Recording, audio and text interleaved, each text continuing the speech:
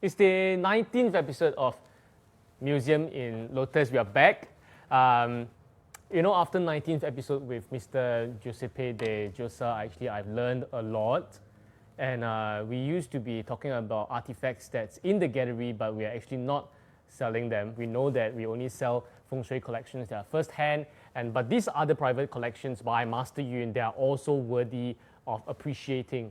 And through that, we can understand more about Master Yun, Lotus on Water, and also Master Yun's feng shui arts. And very glad and honored to have Mr. Giuseppe de Giosa throughout all these episodes explaining and telling us, sharing with us the details and the amazing, wonderful connections that we have.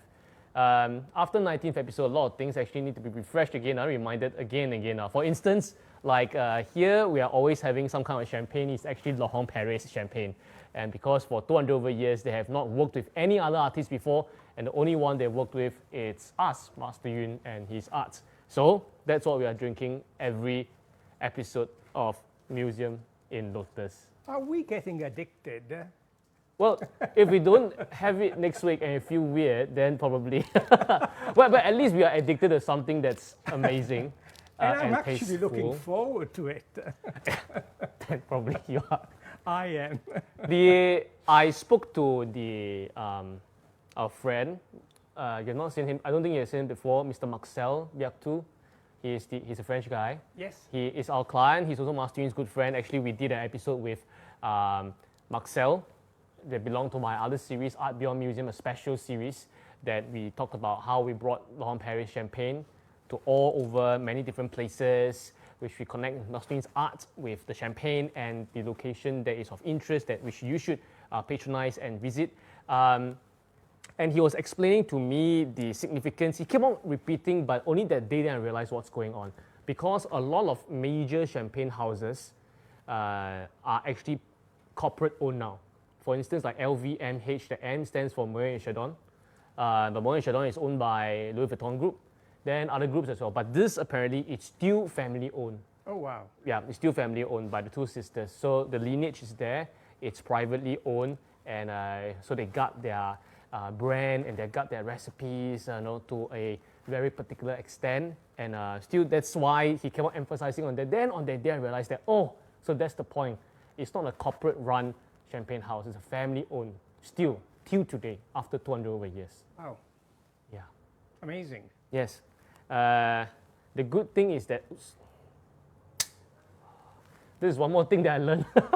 What a perfection. This is one more thing that I learned. What I just did was after all this series of Art Beyond Museums and Museum in Lotus, that every single way I try to pop the champagne. We say that it's pop the champagne, right? And we Chinese, we love to pop and let the sound and it just like feels like it's like celebration. Apparently, the more classy way to pop the champagne is what I did just now, to try to open it with just a little hiss. Am I right? Yeah. I mean, what a sophistication. See, even I learned something out of all these episodes. Right. Of course, while we are enjoying all this wonderful champagne, we are talking about the precious artifacts that are not for sale in Lotus on Water Gallery. That's why we call it the Museum in Lotus. And if you have been coming by to the gallery more and more often, you realize that it's indeed becoming a museum, huh? I think very much it is. We are going to put up signages for significant items, artifacts. For instance, the Buddhas around us, we would have small little signages to remind everyone of the episodes that we talk about them, so that when you are here, then you can definitely learn and revise more. Cheers first, something you've been looking forward to. Yes, I have to say so. Laurent-Perrier champagne. All the best. So today with Laurent-Perrier champagne, what are we exploring? I think a very interesting subject. Okay. And two come actually from China. Ah. And two come from Japan. So we're talking about two that are from China and two that are from Japan. So this China and Japan thing, we're coming back again, huh? We're coming back again. But what's particularly interesting, I find tonight, that although they've been chosen, these pieces, they share the same period. They share the same period. This is exactly the same period. So just by chance, and so it's interesting to show these 4 pieces. I will separate them and I will talk about the 2 Chinese pieces of furniture, and then I will talk about the Japanese, and then I will try to draw the attention about some of the function and similarities Right. they share. I see. Okay. So are we going to start with the Chinese ones, or? Let's start with the Chinese one. Well, sure, yeah. Okay, so we are talking about, what are we talking about today? 4 pieces. We're talking about the. These 2 are Okay. Chinese, Shall we take a look? and these 2 are Japanese. Okay. Now, when it comes to these 2 pieces, they are very small, and one would ask why they were so small and why so much effort has been put into making these 2 pieces when a much taller, larger piece could have been made. Right. Okay. So there must have been a specific reason to it. Right. So we are actually talking about this, the few chests, CHEST, that we have. And Mr. Pino is going to start with the 2 chests that are right in front of the camera here, and they belong to the same dynasty. Same dynasty. Same dynasty, okay. So let's find the common elements here. They share the same period. Okay. We're talking about Qing period, Yep. and I would say it's actually 19th century. It's a 19th century Qing period, 1800 plus. 1801 to 1899. Right, okay. So they would definitely have more than 120 and 130 years, Right. if not even more. Again, let's try to appreciate, and I would like to share with you why so small. And the reason is because these 2 cabinets, first of all, are called as square corner cabinets. Square corner cabinets. Okay, interesting. So, this is a word, but let's try to understand what this word actually means. That means that these small cabinets were actually going in important dwellings of, I would say, fairly wealthy people, and would actually adorn the corners. And they would have a double meaning. They would be for reason, which are they would contain some items, Right. but they were also for as eye-catching elements. Now let's imagine a beautiful dwelling, a wonderful room, and you would have this corner cabinets. Right. So this is the technical word for the cabinets. Now let me tell you that when I was in London, I used to attend a lot of antique fairs. Okay. And I noticed cabinets of this shape and this size, and sometimes I even noticed pairs, very rare. So imagine in a room where a pair would basically flank on corners, opposite corners. Right. So very beautiful. I'm actually not sure if they came as a pair, but here we have 2 pieces. Okay. So they are obviously not pairs, but it came in 2 pieces. You see one, a slightly taller one, and one, this more reddish one, all from the Qing period, 1800 plus minus. Plus right? minus, correct. Okay. Now, what do they have in common, these 2 cabinets? Definitely not the height, but when we look carefully, we see that they were finished with lacquer. Right. Now, this is crackling that would always happen after at least 100 years to lacquer. This is a sort of brown red lacquer. Unfortunately, because of humidity, some of the parts of the lacquer have slightly changed to a whitish color, which you can possibly see in the front. Yes, I can see it. This part, And that's only because of humidity. I'm sure with a particular technique, those details can be removed because they are totally unnecessary. But they tell us humidity is there, and this is the way the humidity would affect the cabinet. Now, what do they share in common? We have to be very careful when we look at the top. Right. So both, as we can see, rectangular. Now, when we look at it, this is, in other words, a frame. Okay. They have solid frame, this and this one, and the pieces have been put together by way of inset. Right, right. Okay? Now, why would they use solid timber?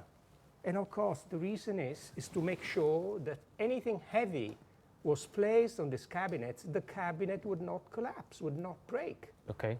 So that's the reason. That would serve as a, while it's a corner table, it also would serve as a good corner cabinet, would also serve as a good display cabinet because we can imagine them putting something on it as well to decorate the corners. A sculpture, they could have anything. Now, both of them, they share the fact that the frames protrude. Yes. Both of them. Now, underneath, we would actually find doors. Now, the door of this particular cabinet are very, very plain. Yes. And they're actually contoured by a sort of a roundish frame. So we see the plain panel of the doors, and the panel is basically inserted into a frame. Okay. Okay? And when we move to this one, this is extremely interesting. Extremely interesting because we see the two doors and we see compartments on the side. Now, before I go into the description of the design on the front door of the cabinet, let's look at these sections. There is a mini section over here. And this section meets exactly the same design at the bottom. Yeah, that's right. Yep. How do they manage to do this section? Very simply. Basically, a piece of,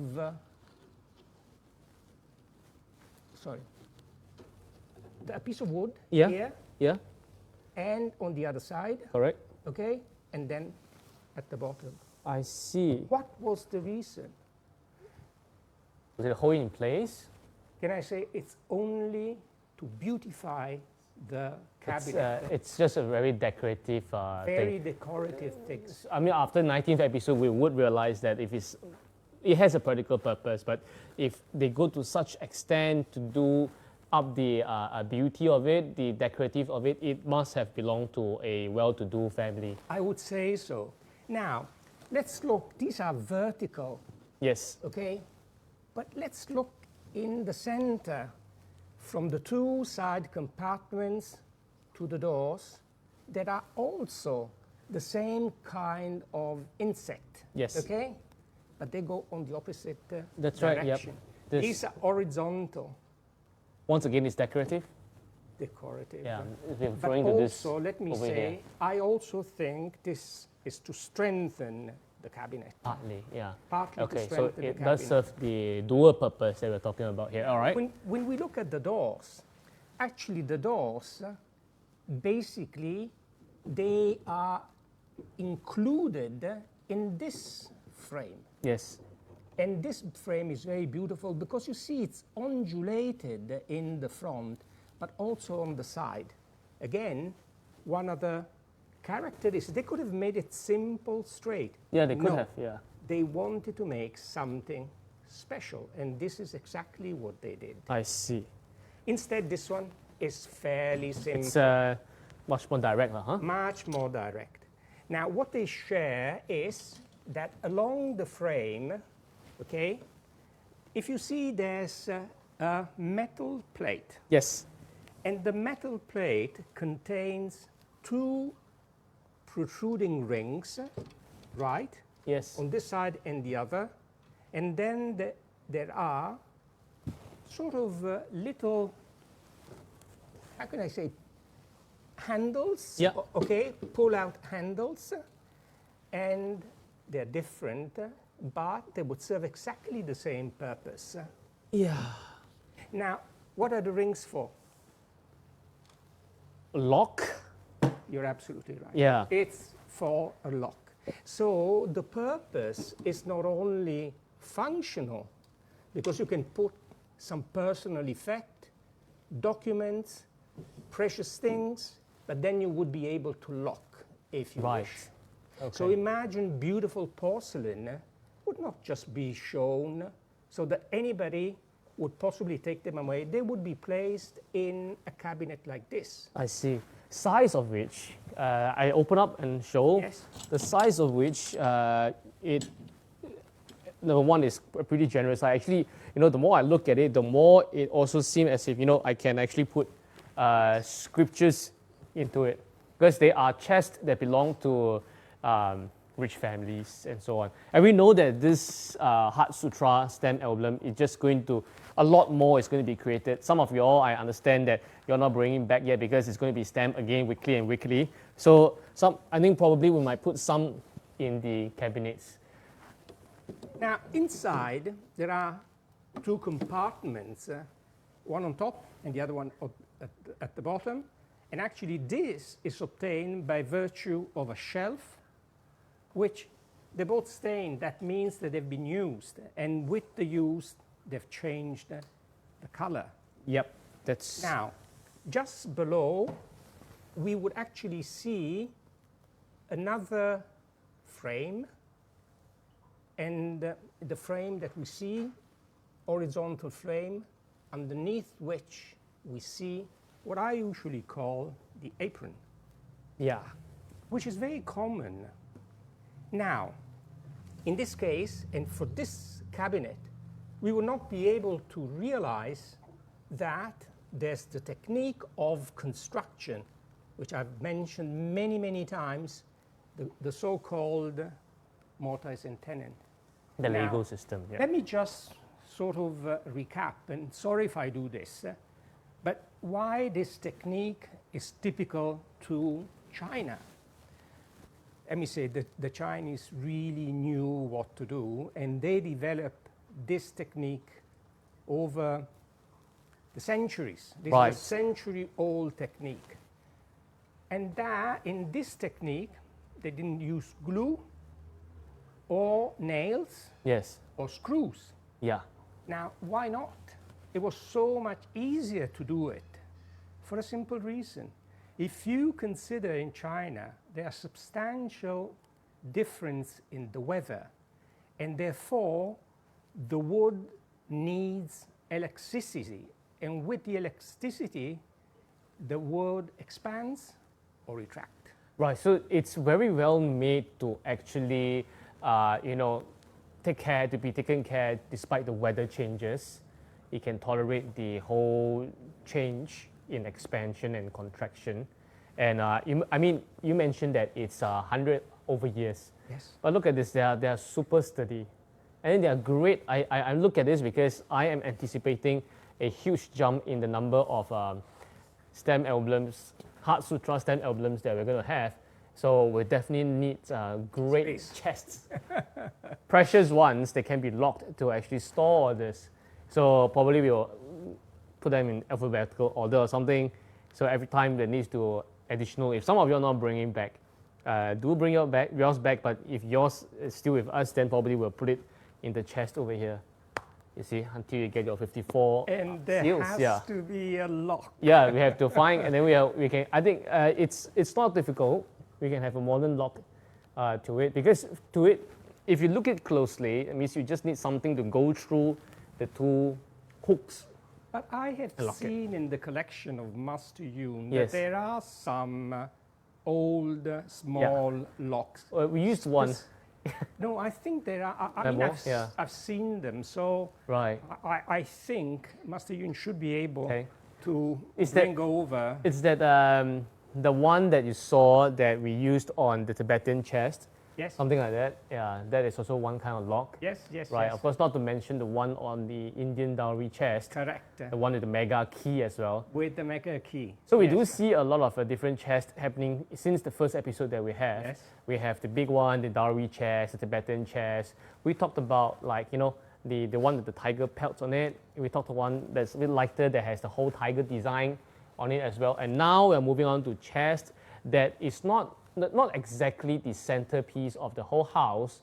They are more of a side corner decoration, but nonetheless still belong to wealthy and important families. And sometimes it is these small details that would bring out how great this family actually is, because they pay attention to even the smallest of the corners of details. So while these are smaller and more adorable chests, their impact and their significance is no less significant than the rest that we saw. Absolutely. And again, when you look, they serve the same purpose, but look at the differences. I mean, look at the smaller one, what they did Yeah, with all the detailings. the details. It's Horizontal and vertical, absolutely. creating something special. Yes. They could have gone for something simpler, but the order that was given is for something really special, adorable, which would be eye-catching. We will be putting these two chests over in the gallery. I mean, over the past week, actually, a lot of friends, they came over here to express their superb liking on this Qing altar table, which I think is a great match to our whole setting. And with the Qing Dynasty chest, this square corner chest, I think the whole place will just brighten up even more. We're going to place some of the stamp emblems into one of the chests and place right in front of this super heavy and prestigious Buddha sculpture here. Hopefully, as your stamp emblems is waiting to be stamped and sealed by Master Yun with the Heart Sutra seals, they'll be getting a lot more prosperity and significance from where they are being placed. Interesting. Right. Yeah. So I mean, the size of which actually is really a perfect fit for the Heart Sutra seal emblems. You see, if I can actually go on a few tiers about it. You see, it's a great fit. It's a great fit, and it looks as if it's really coming out of the period drama. It might have really been looking like this, because even for this with a greater depth, they can actually hold two layers, about 2 layers of it, top and bottom. Whenever anybody comes and wants to inspect, do pay a little bit of attention to all the details. I mean, look at the legs, the front legs and the back legs. I mean, how wonderfully the wood has been carved. In this case, because some of the lacquer has come off, I'm definitely sure that this is elm wood. In this case, I have a doubt, in the sense that I believe it's softwood without any doubts, but it could even be fruit wood. Okay. Which would be cherry wood, it would be peach wood, or any other wood. Were these made in a city, or were these made in a province? And if I were to say, I think the aristocrat in the province who might have seen in the big houses in Beijing, Right. or any other big city, must have had the idea, gone back to his provincial home, and must have ordered them. So in my opinion, these are provincial in the making. Right. But there's nothing that is wrong with it. It's very nice, it's very spontaneous. And at the same time, if you wish, very elegant. Yes. It exudes a lot of finesse, if you want. If you consider in a poor Chinese place, Yes. far away from the city, somebody was wealthy enough to order this kind of square corner cabinet. The craftsman could have made a much taller, much bigger, possibly with the same price. No, they wanted something specific with this quality for the corner of a room in an important dwelling. I see, yeah. So we're fortunate to have this. So when you come by the gallery, other than paying respect and homage to the various mega sculptures we have around us, these few chairs and a new liking other than I like so many things. I like the chairs, I like this table a lot. And this chest, it's definitely a great accompaniment to the whole setting that we have here. I mean, we're going to place these chairs over at about here. Yes. So when you're sitting on this northern chairs, you can actually feel it and see it, open it and experience it. And they would fit any contemporary house, and Yeah. they would add so much more to the overall furniture setting. Right. So very beautiful. Right. So, okay, Qing Dynasty 1800s square corner chest. Yes. But you mentioned that the two over there are two Chinese, two Japanese. Yes. Those two are separate chests, They're totally separate chest. but they are also from the same period you mentioned. Same period, without any doubt. We're talking about the Meiji period, and we have repeated it many times, 1868, 1912, or maybe very early Taisho period, which is 1913, 1926. So- But in my opinion, these are definitely Meiji pieces. Right. So that's for Meiji period. You know Meiji Yes. period, it's 1868, if you remember from the many episodes that we have. If not, please go and revise. Which means they might have crossed timelines. They must have crossed the same period. Right. We are not exactly not familiar with Meiji period chests because we have talked about the tanzi Exactly. and we have talked about the tea tanzi as well. Yes. The tanzi was of a much bigger size. Yes. More probably for clothings, and the tea tanzi we know is for tea ceremony equipments, Yes. huge ones. Yes. And this one that we have here, These are called ko tansu. ko tanzi. So in other words, they're still tansus Yeah. because they would be container, but ko would actually be the prefix to basically explain that What are these they for? personal use. Right. So ko means That anything that is personal. oh Also, the porcelain koimari right. would be the porcelain that would be used by anybody, but of a certain level. So Right. koimari, ko tansu, Ko tanzi means the shelf or the chest. the container. Yeah. There's a Chinese writing word for it. You can search on it on Google. Ko means personal. Personal. Okay, ko means personal. So we're looking at two personal chests over here, am I right? Exactly. Now, when we look at two of this chest, they have a lot of elements in common, but a lot of distinct aspect of each one. Right. Now, when you look, first of all, at the dimension, Okay. the dimension are almost there, slight differences, but not significant, not as different as the Chinese chest. Right, I see. Okay? So we can get a closer look. This is the Chinese one we are talking Right. about. Okay, but if you look carefully, these are actually two different chests. Okay, one, two, right? Okay, two different chests. All right? Yep. What do they share is not only the size, but they share also the drawers. And the drawers, as you can see, top and bottom of the same size. They are all lockable, and you can see actually the key that you will put inside. And fortunately, we have the original key in Oh. this case. Yes. Now, interestingly enough, which the other tansu did not have, we see a beautiful wood lockable bar. This bar here. Yes, So this is actually like the lock. This And is actually the lock. if Yes. so this can be, Yes, when you So- remove, then only then this can be opened. absolutely. And let's open it. Nice. Look at the beautiful patina. Inside we can see the back of the handles, also the patina that we see on the back of the wood. They're both lacquered.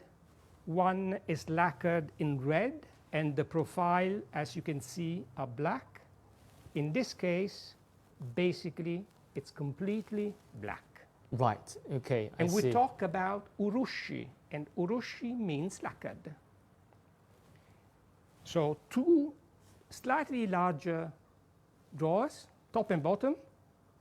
In the middle, we would have two drawers, lockable again By this, yep. by this. And then, guess what? What? We would have this compartment. This compartment is again lockable. And we They're can actually all lockable. they're all lockable. So this personal chest, everything about it is, every single compartment is lockable. So all your personal items. Imagine personal effect, personal documents, Yeah, seals, yeah. agreement, and anything else which You're is right, yeah. precious. So in my opinion, what was the use of a little cabinet like this? It was almost like a safe. Oh, okay. And Yeah, in- it does look like a safe, yeah. It looks like a safe. And here we have this two drawers, okay? Small ones. Very small ones, again, to put various objects. Now, when we look at it, look at the complexity of the iron work. This is all hand forged.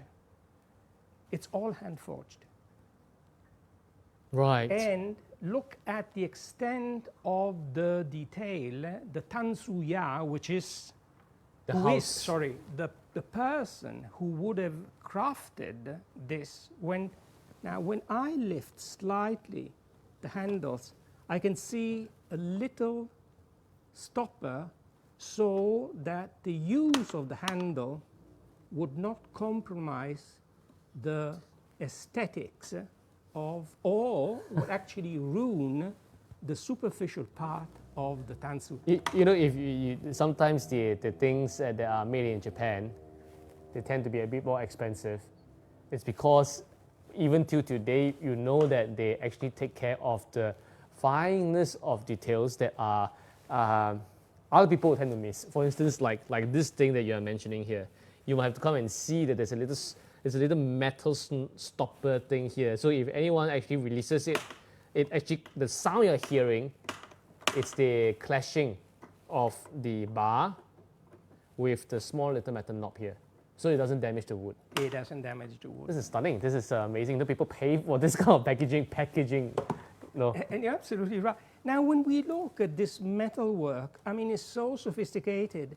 And when we look at the way it was attached to the wood, we can see actually the little nails. I mean, Yeah. can I say this is the fruit, and please, Japanese, don't get at me, of obsession, Yeah. of precision. The obsession with precision and the details thing is there. See, I have this with this client called Jenny, who is here, and says that this is a beautiful box. Using it, if it's hers, she will use it as a jewelry cabinet, which is possible. It looks absolutely possible because if we are not looking at the whole chest, because I just want to show it to them that actually this is one chest by itself, right? This is one chest by itself. So it's separated. It's a small chest. Very, very small. And so it can be placed like next to the bed or something because like very personal. You have the key to lock every single compartment. One thing that I see that is different from this kind of chest compared to the Chinese counterparts is that the Japanese actually installed the lock on the chest itself, while the locks for the Chinese ones are external. Oh, there we have it. Adorable keys. Okay, gonna hang it here. Yeah. so these are the locks. Does it? Yes, these are the locks. Of course, considering Oh, okay, it works. it works. Absolutely, it works. It Oh, that's works. very interesting. This is very interesting. And what the Japanese did, interestingly enough, is that if we look at the sides, and let me just turn it, you would be able to see here the handle. Oh, yes. And the handle would serve for transportation, ease of transportation. Right. Oh, wow. It's, I don't know whether you can catch this on camera, but this thing is still working. Yes, it's still working. We have to just put a little bit of wax to make sure that it would work even better. Unfortunately for the black chest, I call it black chest, the keys are missing. Right. But I suspect that the keys may be in the drawer. I see. But for whatever reason, it has been locked, and I don't know how, and therefore we can't open it at this point in time. Right. Okay, I'm having great fun doing this thing because Yeah, it's interesting. it's very interesting. It's very interesting. Wow, it still works. Oh, So these keys should not be lost, because otherwise it would not be able. I'll put it back in the Yes, small yes. compartment first. Yeah, okay. What is the wood? They both share the same wood. These two both share the same wood. Yes. Yeah. And this is Japanese Polonia. Right. This is the technical wood, soft wood. Yes. Okay. And as I mentioned earlier, all the ironwork is all hand forged. And it's not only to beautify the piece, but also it has a functional use. And let me just highlight one aspect. If you see these corners here, Right. they would actually serve to keep the pieces together. And this has here and on the top, and again we would see the same nails. And when you look inside, you can't actually see the nails. So the size of the nails was slightly smaller than the thickness of the wood. I see. So, compared to the Chinese ones, the key is amazing. It's quite fun. See, okay, the Chinese ones, they don't use nails. The Japanese one, they use quite abundance of nails. Correct. I think by the time it's Meiji period, the Japanese have caught up with a lot of this kind of techniques, iron work, and all this work that they actually have the lock on the chest itself. For the Chinese ones, the lock is external. Yes. Right, so actually we see that I think they serve quite the great purpose probably same purpose to contain personal artifacts. Yes. This one maybe even more personal than the Chinese ones. But in terms of work, in terms of style, we see a little bit different in both cultures, even though they are from the same period, the 1800s period. Yes. What I would say that they share is that the owners of the Chinese two cabinets and the owners of these two cabinets, very wealthy. Yes. They could not have afforded to buy something for personal use of this size. Right. Definitely they would have commissioned something much bigger, and they would have spent exactly the same amount. Right. Instead, they needed it, they wanted of this size, and this was their little precious safe Yeah. for their own personal belongings. Right. Right. So, you know, the same applies to the one below, am I right? Absolutely, they Yeah. shared same characteristics. You must come and take a look at all these four amazing shelves. You know why? Let's put this back in the. Yes. And you know the Japanese ones actually maybe because of the iron work or the Yes. it's much heavier. So while it has the handles for it to lift, it's not something that you will do every single day. Yes. You know, we are in a time that is a bit strange. Huh? Take a seat. Yeah, it's in a time that it's a bit a weird age that we have. 1800s. Now it's a time when people are more used to having IKEA shelves. You know what I mean? You know, I mean, just on the purpose of it being the functional purpose of it, the ability to compartment. Don't get me wrong, I like IKEA shelves. They are like super useful. but this is the age we are in now, right? Or sometimes some plastic wares, they will allow you to compartmentalize stuff easier. But there we see the ancestors of both cultures. When it comes to a chest like this, they will store probably your precious jewelries, or maybe they have a certain important scriptures they want to collect and contain. They would have someone to customize precious chest as such. The concept is really quite different. It's also equivalent there's a lot of ready-to-wear clothes nowadays, right? You can buy off the rack, but there are still people who will go for tailor wear. There are still people who go for bespoke wear. In fact, the tuxedos that we are having, it's not off the rack. The tuxedos you're wearing, it's entirely bespoke, handmade. That fits into the entire discourse that we are having at the same time. There are points in time that we need things that are a bit more instant, but there are certain crafts and techniques and a way of living that would appreciate a little bit more sense, a little bit more bespoke, and a lot more class to it.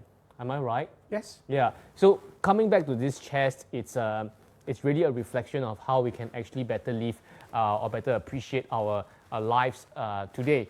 And I think it's fortunate that for those of you with Lotus on Water, for you with Lotus on Water, and because in time you'll definitely be getting one of this stamp emblem, which we actually emphasized before, that it's not just how powerful the seals are, not just how powerful Master's red vermilion are, but just about the content or the how this stamp emblem is made. One side is Japanese sunken gold paper, which I went to research, and the technique is really quite amazing. The second is actually, the back layer is actually Suzhou silk. So once again, we see a cross of both cultures, and it's happening in something that you can own and bring back. This is the thing. Now, for the Japanese gold paper, it's actually like this. I went to read how it's actually done. So on this layer, we see this is the gold, right? Correct? We call it the 金钱纸, the gold sunken paper. What happened was that actually there are two layers here. If you feel it, you can just feel it. There's a bit of texture to it. The technique goes like this. This book has real gold, in the sense that it's real gold foil paper at the founding layers. On top of it, because gold might not be able to absorb ink that well, so on top of it, they have mulberry silk fiber, right? They have mulberry silk fiber. So if you come close to it, you will see that there are things like, it looks a bit like spider web on top of it. Those are mulberry silk fiber. And that's why they say the gold is sunken, because on top of it, that's a layer of silk fiber on it for it to absorb the ink. And that's why it looks stunning. It looks, the red vermilion looks red and alive. So this side is where the Japanese technique comes in. And of course, on the back, we talked about it before, it's about Suzhou silk. This is also silk, but from Suzhou, which is one thing that made Europe lost half of its silver in one period in time. So both sides, if you combine together, you can see just this stamp emblem alone, it's also a combination of Japanese and Chinese classical techniques, cultural and most high-end. And we see the same thing happening in the chest. Opulence in this beautiful album, and opulence in these 4 cabinets. Yes. So when you have this album and when you have not found a time to bring it back yet, I think we'll be storing it in these cabinets. I think it will be quite significant. Wealth. Yeah. They also share wealth. Definitely, definitely. So this will apply to Master's art for sure. This we are familiar with, of how Master's art actually employs different techniques of different cultures. Some people see Master's art, the painting, they will say that it looks a bit Chinese. It has a bit of feel of Japanese as well. So people will question is that, is this a Chinese art or is this Japanese art or what it is? Especially since Master Yun, the weird crossing was that Master Yun's art went to Japan and was given an award, and so somehow it speaks to the souls of Japanese as well. It definitely has the Chinese spirit in it, but we must remember that a lot of things that we see in Japan now, they actually long ago they came from China. Yes. Probably China has forgotten about it, and that's why they seek their roots, or they seek what happened in the past from Japan. For instance, this Japanese sunken gold paper that we see, actually it was the hottest, it was the most popular thing during Tang Dynasty. During Tang Dynasty, Tang Cao, which was like donkey years ago, it was like super long ago, 600, 800 AD. So what happened during Tang Dynasty was that, as Pino you will be familiar with, it was the center of the greater Chinese influence sphere. Japan, Korea, and nearly everyone around the region, including the West, went to Chang'an to, it was like a Paris in the past, it was like a Switzerland in the past, right? So this technique must have gone from China in Tang Dynasty to Japan. And since then, the Japanese have been using it and using it really well. And you know, when the Japanese, they learn something, their obsession or their obsession for perfection would allow them to actually, you know, how they merge it with their mulberry silk paper and two skills coming together, and there you have this thing that we have here. So I'm not even talking about how precious the seals are, you know. I'm not even talking about how precious the Master Yun's powers and the vermilion. I'm just talking about how precious this piece of paper is, and that's going to be a topic by itself. I was taking this book out, so you know, you should really bring it back, because I was taking this booklet out, and the sun was great this afternoon, and when I was shining it under the sun, the reflection, it's to die for. It's to die for. There's good reflection, at the same time it's classy, because on top of it there's a layer of mulberry silk. It doesn't flashes in your eyes. So there's a kind of prestige, but not a super loud one. Classy, a more subtle kind. That's what we see in some of the cabinets that we are talking about here today. Quintessential silent beauty. Yes. So this, well, you can come to the gallery to experience the shelves and the chest that we talked about, including all the beautiful sculptures we have around us, and of course, Master Yun's Feng Shui art. One thing you can do, and one thing that will belong to you, is this album in hand. I've been talking about it in all my different channels, because this thing is really awesome. Even my friends, they will actually screenshot this and text me and say, "Wow, that's a great idea," because it's a booklet, it's an album that is culturally enriched. It's an album that is actually, you know, significant, powerful, and really a great symbol of prosperity. And I hope every one of you will fulfill your 54 stamps, 54 Heart Sutra seals as soon as possible. Every 10K you purchase, every 10K you refer one seal. And Master Yun will do it maybe about every 1 to 2 weeks. I know that he's going to do it this Saturday again. For some people, they already have some seals, so their friends buy, or they bought themselves. So Master Yun is going to add more seals to it. I think by June, some people will have finished the whole booklet. Oh, fantastic. Yeah, and then you really want to hold on to it and use it well. Right. Yes. So a lot of chest, CHEST, a lot of prosperity, all of them about wealth and good luck and holding on and keeping prosperity as well, just like what we do here. Right. So when you come by this place, there's a lot of things to see. There's a lot of things to enjoy. A lot of things to appreciate. So come by and appreciate all these wonderful artifacts. I think they should, Yeah. and admire them, and I hope they appreciate it. Yes.